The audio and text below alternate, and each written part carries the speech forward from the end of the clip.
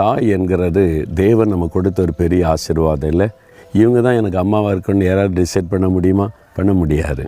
ஒருவேளை கணவன் மனைவியாக இருக்கிறது கூட டிசைட் பண்ணலாம்.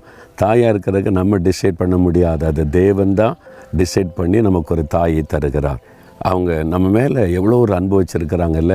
ஏசாயா 66:13 ஒருவனை அவன் தாய் தேற்றுவதைப் போல நான் உங்களை தேற்றுவேன் அப்படின்னு ஆண்டவர் சொல்கிறார். ஒரு தாய் தான் நம்மை தேற்றுகிறவள். தகப்பனார் பாருங்கள், கண்டிப்பாக இருப்பார். படிக்கலைன்னா கோவப்படுவார், ஒழுங்காக இல்லைன்னா ஊர் சுற்றிட்டு வர சண்டை போடுவார். சாப்பிடாமல் படுத்துட்டின்னு வைங்களேன், தகப்பனார் கோவத்தோடு சாப்பிடனா கடை அப்படின்னு போயிடுவாங்க. தாய் எப்படி இருப்பாங்களா? அப்பா எதுக்காக கோவப்படுறாங்கப்பா, சாப்பிட்டுட்டு படு, தேற்றுவாங்க. அதான் தாயினுடைய அன்பு. இப்போ நான் ரட்சிக்கப்பட்ட ஆரம்பத்தில் எங்கள் வீட்டில் நான் மட்டும்தான் இயேசுவை அறிந்திருந்தேன்.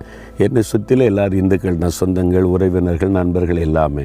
நான் மட்டும் இருக்க மத்தியில் இயேசுவை ஏற்றுக்கொண்டு சர்ச்சுக்கு போகிறேன், ஜெபம் பண்ணுவேன். நான் இயேசுவை ஏற்றுக்கொண்ட பிறகு எனக்கு தோல்வி, படிப்பில் தோல்வி, பல பிரச்சனை, நெருக்கம் அதெல்லாம் வரும்போது கொஞ்சம் கலைஞரை தனித்து விடப்பட்ட நிலைமை. எங்கள் அம்மா இந்துவாக இருந்தால் கூட அவங்க சொல்லுவாங்க, இந்த பாரு, கடவுளை நெருங்கினா பாடுகள் வரும், உபத்திரம் வரும், அதிலெல்லாம் நம்ம நிற்கிறோமான்னு ஆண்டவர் சோதித்து பார்ப்பார். இதிலெல்லாம் சுதந்திரக்கூடாது. என்னை தேற்றினது என் தாய். அப்புறம் வசனத்தில் பார்க்குற பாருங்கள், ஒரு தாய் தேற்றுவதை போல ஆண்டவர் நம்மை தேற்றுவாராம்.